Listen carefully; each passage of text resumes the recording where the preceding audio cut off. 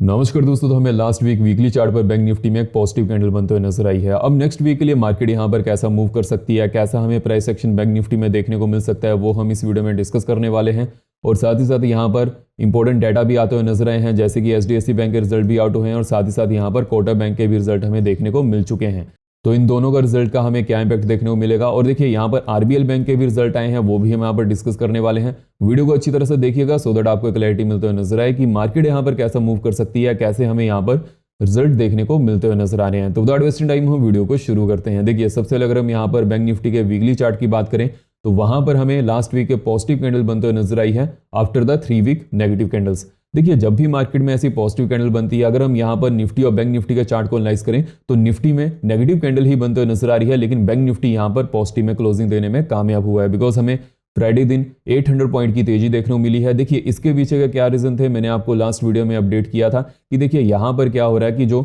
Axis bank के result आए हैं जो कि एक्सपेक्टेशन से बहुत अच्छे आते हुए नजर आए थे, उसकी वजह से जो फाइनेंशियल सेक्टर था यहाँ पर पॉजिटिविटी शो करते हुए नजर आए हैं। अगर हम यहाँ पर कोटक बैंक के रिजल्ट की बात करें, देखिए कोटक बैंक के रिजल्ट यहाँ पर देखने को तो अच्छे लग सकते हैं, लेकिन as compare to Axis bank Kotak bank के रिजल्ट इतने अच्छे आते हुए नजर नहीं आए हैं। लेकिन अगर हम यहाँ पर एचडीएफसी बैंक की बात करें, देखिए एचडीएफसी बैंक के रिजल्ट बहुत अच्छे आते हुए नजर आए हैं। अगर हम यहाँ पर एचडीएफसी बैंक के रिजल्ट की बात करें तो 5% ईयर ऑन ईयर हमें यहाँ पर ग्रोथ देखने को मिल चुकी है। देखिए एचडीएफसी बैंक बहुत बड़ा है, वहां पर इतनी ग्रोथ हमें देखने को मिलती है तो वो बहुत अच्छी बात यहाँ पर बनते हुए नजर आती है। बस हमें यहाँ पर जो एनपीए हैं वो भी थोड़े बहुत इंक्रीज होते हुए नजर आए हैं, लेकिन as compare to other banks ये कम है। अगर हम यहाँ पर ओवरऑल रिजल्ट की बात करें तो जो कोटक बैंक के रिजल्ट हैं वो एक्सपेक्टेशन थी। देखिए जहां पर जो सीएनबीसी की पोल थी उनके हिसाब से यहाँ पर 6% एस्टिमेशन से कोटक बैंक की प्रॉफिटेबिलिटी कम आते हुए नजर आई है, और जो एनआई है वो तो ऑलमोस्ट एक्सपेक्टेड लाइंस पर ही आते हुए नजर आए हैं। बट अगर हम यहाँ पर एचडीएफसी बैंक की बात करें जो कि एक बहुत बड़ा बैंक है, अगर हम इसको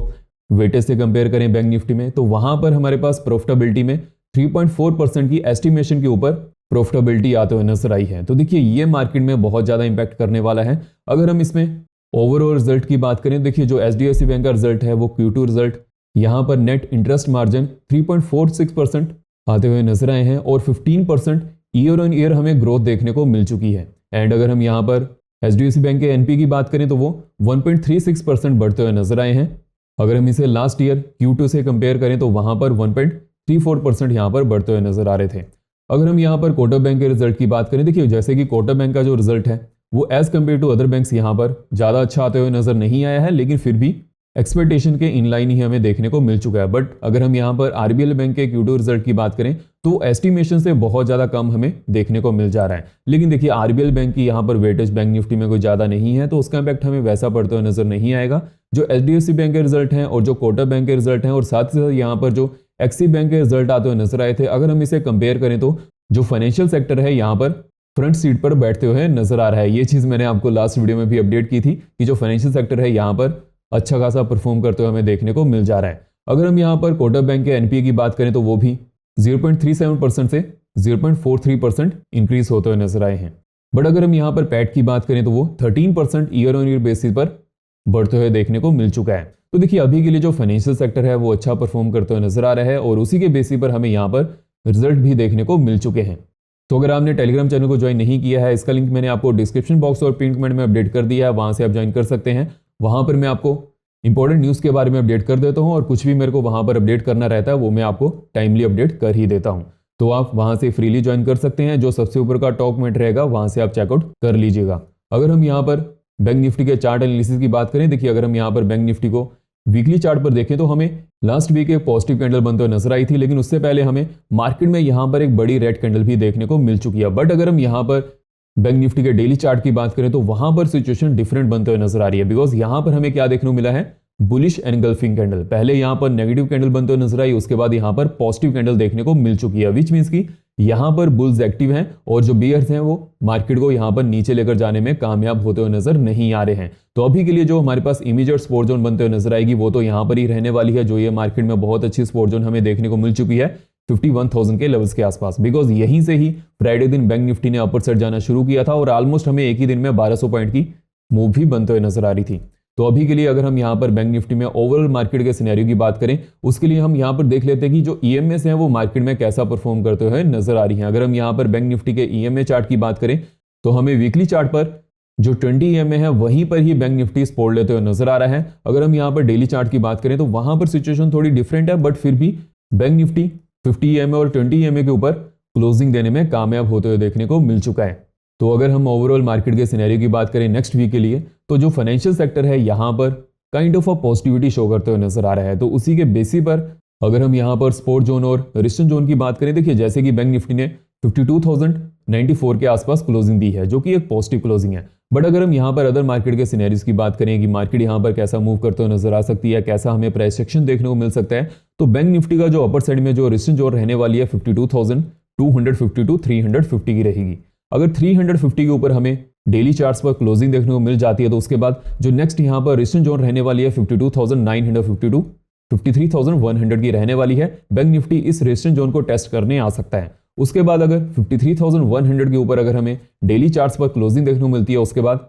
जो नेक्स्ट रेजिस्टेंस जोन रहने वाली है 53,500 टू 550 की रहेगी। देखिए ये जो रेजिस्टेंस जोन है अपर साइड में, ये पुशिल बेसिस पर बहुत छोटी रेजिस्टेंस जोन है, लेकिन यहां पर अगर बैंक निफ्टी का प्राइस आता है तो वहां पर रेजिस्टेंस फेस कर सकता है डाउन साइड में इस रेजिस्टेंस जोन को ब्रेक करने के बाद, जो कि ऑलमोस्ट 400 पॉइंट मोमेंटम की पॉसिबिलिटी बन सकती है। ये हमें यहाँ पर ये देखकर चलना है कि अपर साइड में जो रेजिस्टेंस जोन है ये यहाँ पर कैसा परफॉर्म होते हुए नजर आती है। बिकॉज देखिए जो भी रेजिस्टेंस जोन रहती हैं अगर वो ब्रेक होती हैं, अगेन जब टेस्ट होने आती हैं, तो वो एज अ सपोर्ट जोन वहां पर काम करने वाली है। और जो भी रेंजेस हम यहाँ पर मार्क कर रहे हैं ये इंट्राडे बेसिस पर नहीं है, ये पोजिशनल बेसिस पर है। नेक्स्ट वीक के लिए जो इंट्राडे की वीडियोस रहने वाली हैं वो मैं आपको कल Nifty, bank Nifty, mid cap Nifty और बैंकर्स के सपोर्ट और रेजिस्टेंस जोन और एनालिसिस को प्रोवाइड कर ही दूंगा। इस वीडियो में हम यहाँ पर पोजिशनल बेसिस पर बैंक निफ्टी और फिन निफ्टी के सपोर्ट और रेजिस्टेंस जोन को फाइंड आउट कर रहे हैं, और साथ ही साथ ये भी एनालाइज कर रहे हैं कि जो नेक्स्ट वीक के लिए मार्केट में प्राइस एक्शन बनते हुए नजर आएगा वो मार्केट को यहाँ पर कैसे लेकर चल सकता है। अगर हम यहाँ पर डाउन साइड में सपोर्ट जोन की बात करें, देखिए जैसे कि हमें फ्राइडे दिन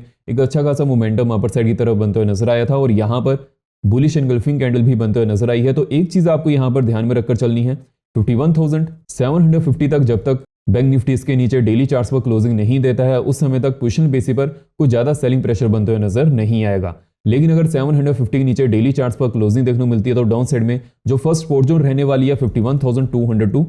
51,000 की रहने वाली है। और जैसे कि 51,000 का लेवल एक होल नंबर है और वहां पर सपोर्ट जोन भी बनते हुए नजर आ रही है, जब तक डाउन साइड में डेली चार्ट्स पर ब्रेक नहीं होता है उस समय तक जो डाउन साइड में और सपोर्ट जोन है वो टेस्ट होते हुए नजर नहीं आएंगी। लेकिन अगर डेली चार्ट्स पर 51,000 के नीचे क्लोजिंग देखने को मिलती है तो डाउन साइड में जो नेक्स्ट सपोर्ट जोन है 50,550 टू 400 की रहने वाली है। और देखिए अगर हम यहाँ पर बैंक निफ्टी को डेली चार्ट पर हिस्टोरिकल डाटा पर एनालाइज करें तो हमारे पास यहाँ पर क्या प्राइस एक्शन बनते हुए नजर आ रहा है। देखिए पहले ये जो ट्रेंड लाइन थी जैसे ये ब्रेक हुई अपर साइड पर तो वहां पर एक अच्छा खासा मोमेंटम अपर साइड की तरफ बनते हुए नजर आया और बैंक निफ्टी ने ये जो सपोर्ट जोन थी हमारे पास, ये जो सपोर्ट लेवल थे हमारे पास, यहाँ पर ही सपोर्ट लेते हुए अगेन अपर साइड की तरफ जाने की कोशिश कर रहा है। जो अपर साइड में रेजिस्टेंस जोन है वो तो मैंने यहाँ पर आपको मार्क करवा दी है, लेकिन नेक्स्ट वीक के लिए मार्केट में यहाँ पर हमें वॉल्यूम बढ़ते हुए नजर आ सकता है। और देखिए जो वॉल्यूम बढ़ेगा ये जब तक यूएस मार्केट में प्रेसिडेंशियल इलेक्शन यहाँ पर कंप्लीट नहीं होते हैं उस समय तक हमें बढ़ते हुए देखने को मिल सकता है। जैसे ही वहां पर रिजल्ट आएगा उसके बाद वॉल्यूम अगेन नॉर्मल वे पे ट्रेडिंग करना शुरू कर देंगे। बिकॉज देखिए यहाँ पर क्या हो रहा है कि जो एफआईज हैं वो यहाँ पर सेलिंग करते हुए नजर आ रहे हैं। जब तक यूएस मार्केट में इलेक्शन कंप्लीट नहीं होते हैं प्रेसिडेंशियल इलेक्शन, उस समय तक एफआईज यहाँ पर सेलिंग करते हुए और जो अदर जो डेवलपिंग कंट्री है वहां पर सेलिंग करते हुए जितना भी वो डॉलर है उसको यूएस मार्केट में लेकर जा रहे हैं। मैंने आपको लास्ट वीडियो में उसके बारे में अपडेट कर दिया था कैसे वो यहाँ पर मैकेनिज्म वर्क करते हुए नजर आता है और क्या यहाँ पर हमें सिनेरियो देखने को मिल जाता है। तो वीडियो में आगे बढ़ने से पहले वीडियो को लाइक भी जरूर करते जाएगा, सो मुझे पता चलता रहे कि आप हमारे मार्केट एनालिसिस को पसंद कर रहे हैं और साथ में चैनल को भी सब्सक्राइब कर लें एंड बेल को ऑल पर रखिएगा, सो जैसे ही मैं वीडियो को अपलोड करूँ आपको वहां पर नोटिफिकेशन आ जाए। अगर हम यहाँ पर फिन निफ्टी के लेवल्स की बात करें, देखिए जैसे कि फिन निफ्टी में हमारे पास काइंड ऑफ सेम ही पैटर्न बनते हुए नजर आया है। बिकॉज यहाँ पर जो फाइनेंशियल सेक्टर के स्टॉक्स हैं वो ऑलमोस्ट सेम है, बट फिन निफ्टी में फाइनेंशियल सेक्टर के स्टॉक ज्यादा है as compare to bank Nifty. Because bank Nifty में तो ओनली बैंकिंग स्टॉक हैं, लेकिन फिन निफ्टी में जो फाइनेंशियल सेक्टर के अदर स्टॉक्स हैं वो भी यहाँ पर प्रेजेंट हैं, जैसे कि इंश्योरेंस सेक्टर के। अगर हम यहाँ पर फिन निफ्टी के ओवरऑल मार्केट के सिनेरियो की बात करें तो उसके लिए हम फिन निफ्टी के वीकली चार्ट को पहले एनालाइज कर लेते हैं, सो दैट हमें यहाँ पर क्लैरिटी मिलता हुआ नजर आए कि फिन निफ्टी यहाँ पर वीकली चार्ट पर कैसा मूव करते हुए नजर आया है। देखिए अगर हम यहाँ पर वीकली चार्ट को क्लोजली एनालाइज करें तो ऑलमोस्ट हमें बैंक निफ्टी जैसा ही यहाँ पर पैटर्न देखने को मिल जा रहा है। तो एक चीज तो यहाँ पर क्लियर है कि जो फाइनेंशियल सेक्टर है वो अदर जैसे कि हमारे पास जो बैंकिंग स्टॉक रहते हैं या फिर जो अदर इंश्योरेंस सेक्टर के स्टॉक रहते हैं वो ऑलमोस्ट सेम ही यहाँ पर ट्रेड करते हुए नजर आ रहे हैं। तो एक चीज यहाँ पर हमें यहाँ पर देखकर चलनी पड़ेगी, जैसे कि हमें फिन निफ्टी में भी यहाँ पर बुलिश एनगल्फिंग पैटर्न देखने को मिला है, तो यहाँ पर एक क्लैरिटी देते हुए नजर आ रहा है कि डाउन साइड में अच्छी खासी सपोर्ट जोन बनते हुए नजर आ रही है। अगर हम यहाँ पर अपर साइड में रेजिस्टेंस लेवल्स की बात करें, देखिए जैसे कि फिन निफ्टी ने 23,940 के आसपास क्लोजिंग दी है। अपर साइड में जो इमीडिएट रेजिस्टेंस जोन बनने वाली है 23,980 टू 24,030 की रहेगी। अगर 24,030 के ऊपर ब्रेकआउट देखने को मिलता है और इसके ऊपर ही डेली चार्ट्स पर क्लोजिंग देखने को मिलती है, तो अपर साइड में नेक्स्ट जो रेजिस्टेंस जोन रहने वाली है 24,250 टू 300 की रहने वाली है। और अगर 300 के ऊपर डेली चार्ट्स पर क्लोजिंग देखने को मिलती है, तो उसके बाद नेक्स्ट जो रेजिस्टेंस जोन रहेगी 475 टू 510 की रहने वाली है। और देखिए अगर हम यहाँ पर इंपॉर्टेंट चीज को बारे में डिस्कशन करें, तो यहाँ पर जब फिन निफ्टी अपर साइड जाते हुए नजर आया था, ऑलमोस्ट जब सितंबर में हमें अपर साइड का ट्रेंड देखने को मिला था, तो वहां पर फिन निफ्टी ने ऑलमोस्ट 3 दिन यहाँ पर वेट किया था। और वही जो यहाँ पर रेंज है जो मैंने आपको यहाँ पर मार्क करवाई है 980 टू 24,030 की, यहाँ पर अगर फिन निफ्टी आएगा तो अगेन अगर यहाँ पर इसको अच्छे खासे वॉल्यूम से ब्रेक करता है, तो उसके बाद ये सपोर्ट जोन बहुत अच्छी बनते हुए नजर आ सकती है। तो ये चीज आपको यहाँ पर ध्यान में रखकर चलनी है। अगर हम यहाँ पर डाउन साइड में सपोर्ट जोन की बात करें, देखिए डाउन साइड में जो इमीडिएट सपोर्ट जोन बनते हुए नजर आ रही है वो 23,850 टू 825 की रहेगी। अगर 825 के नीचे डेली चार्ट्स पर क्लोजिंग देखने को मिलती है, और डाउन साइड में जो फर्स्ट सपोर्ट जोन रहने वाली है 665 टू 550 की रहने वाली है, विच मीन्स कि अगर बैंक निफ्टी डेली चार्ट्स पर 825 के नीचे क्लोजिंग देता है, उसके बाद बैंक निफ्टी डाउन साइड में 665 टू 550 की सपोर्ट जोन को टेस्ट कर सकता है। अगर डाउन साइड में डेली चार्ट्स पर 550 के नीचे अगेन डेली चार्ट्स पर क्लोजिंग देखने को मिलती है, उसके बाद डाउन साइड में नेक्स्ट सपोर्ट जोन 350 टू 300 की रहने वाली है। एंड जो फिन निफ्टी और बैंक निफ्टी में प्राइस एक्शन बनते हुए नजर आ रहा है वो ऑलमोस्ट सेम है, तो ये चीज भी आपको यहाँ पर ध्यान में रखकर चलनी है। अगर हम यहाँ पर देखिए ओवरऑल मार्केट के सिनेरियो की बात करें, तो जो आईटी सेक्टर है यहाँ पर फ्राइडे के दिन नेगेटिव में क्लोज किया है, तो जो फाइनेंशियल सेक्टर है वही मार्केट को फ्रंट सीट पर लेकर जाते हुए नजर आ रहा है, और आने वाले दिनों में वैसे ये यहाँ पर परफॉर्म करते हुए नजर आएगा। देखिए जो आईटी सेक्टर है यहाँ पर वो लास्ट ईयर से बहुत ज्यादा बढ़ चुका था, और अभी के लिए जो आईटी कंपनीज हैं उनके रिजल्ट भी इतने अच्छे आते हुए नजर नहीं आ रहे थे, ऑलमोस्ट एक्सपेक्टेशन से आसपास ही आते हुए नजर आ रहे हैं। लेकिन जो आईटी सेक्टर से रिजल्ट की डिमांड बहुत ज्यादा रहती है कि उनका ईयर ऑन ईयर बेसिस पर रिजल्ट यहाँ पर बढ़ना चाहिए, ना कि वो एक्सपेक्टेड लाइंस पर आना चाहिए। बिकॉज जैसे जैसे मार्केट्स आगे जा रही हैं, जैसे जैसे डेवलपमेंट ज्यादा हो रही है, तो वहां पर आईटी सेक्टर का वेटेज भी ज्यादा बढ़नी चाहिए। तो ये चीजें आईटी सेक्टर को पहले से ही बहुत ज्यादा प्रीमियम में रखती हैं, जिसकी वजह से अगर उनके रिजल्ट यहाँ पर एक्सपेक्टेड लाइंस पर आते हैं या फिर उससे खराब आते हैं, तो उसका इंपैक्ट हमें यहाँ पर देखने को मिल जाता है। लेकिन जो फाइनेंशियल सेक्टर है वो एवरग्रीन सेक्टर है, वहां पर ना ही कोई बहुत ज्यादा प्रीमियम देखने को मिलता है और ना ही बहुत ज्यादा कम प्रीमियम देखने को मिलता है। जैसे रिजल्ट आते हैं वैसे ही वो यहाँ पर रिएक्शन देते हुए हमें देखने को मिल जाते हैं, और इसी के चलते ही फाइनेंशियल सेक्टर में बेटर अपॉर्चुनिटी को फाइंड आउट करना ज्यादा इजी रहता है as compare to other sectors, और इसी के कारण ही बैंक निफ्टी में वॉल्यूम भी ज्यादा रहता है एफएनओ का। तो ये सभी चीजें हमें यहाँ पर देखने को मिल जाती हैं। एंड देखिए जैसे कि कोटक बैंक के रिजल्ट थोड़े खराब आते हुए नजर आए हैं as compare to other banks, हालांकि बहुत ज्यादा खराब नहीं है। लेकिन अगर हम यहाँ पर एचडीएफसी बैंक की बात करें तो उसके पहले रिजल्ट अच्छे आते हुए नजर आए हैं। बट देखिए अगर हम यहाँ पर ओवरऑल मार्केट के ट्रेंड की बात करें, तो एचडीएफसी बैंक अगर यहाँ पर सपोर्ट लेगा और कोटक बैंक यहाँ पर फ्लैट लेवल्स पर ही ट्रेड करता है या फिर उससे भी थोड़ा बहुत अपर साइड जाने की कोशिश करता है, बिकॉज कोटक बैंक पहले से